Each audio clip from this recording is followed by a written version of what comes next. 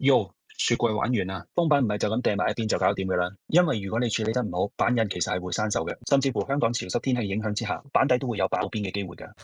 首先，長時間如果我哋係唔用我哋嘅把定嘅時候，我哋係需要拆走我哋嘅螺絲。如果唔係，螺絲長期拉緊壓力影響之下，半年9個月之後，你嘅板底自然就會有凹凸不平嘅幾個小窿。板面我都會做一個簡單嘅清潔，跟手我會再 check 我嘅板印，睇下會唔會有嚴重嘅磨損，睇下有冇需要做任何嘅修補。